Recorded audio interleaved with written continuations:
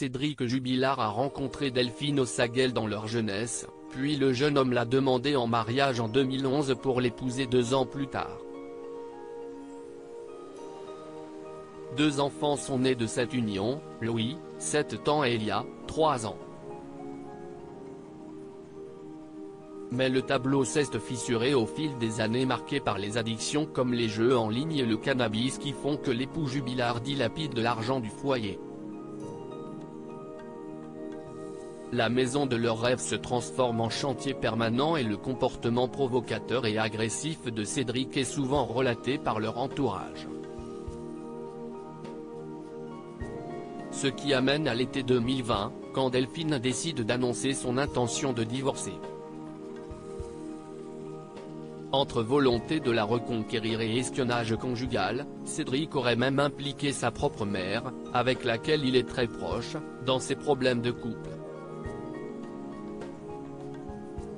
Dans le documentaire diffusé sur BFM TV pour le meilleur et pour le pire, Jessica Chefaroudi, avocate de la mère de Cédric Jubilard, Nadina, a été prise à part dans le couple que formait son fils avec la disparue du Tarn. En effet, il la surveillait à travers une application de géolocalisation qu'il avait installée sur le téléphone de sa femme, arguant que si elle a un amant, je lui mettrai à l'envers. Sauf que la trentenaire a découvert qu'elle était traquée, comme l'explique la femme de loi. Elle a reçu une notification l'avertissant de tout ça.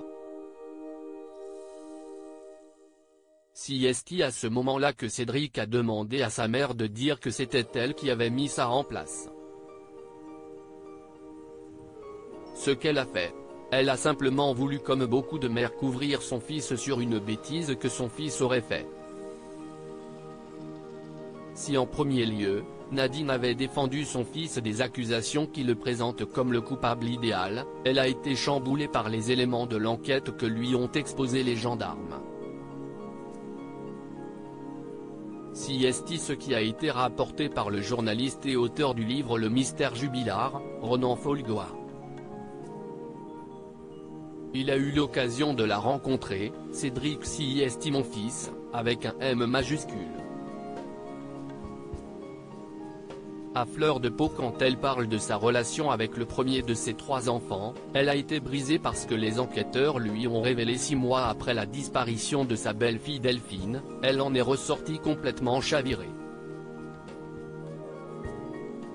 Comme elle me l'expliquera quelques jours plus tard, elle commence à croire que son fils est peut-être coupable du meurtre de sa femme. Cédric Jubilard reste présumé innocent des faits qui lui sont reprochés jusqu'au jugement définitif de cette affaire.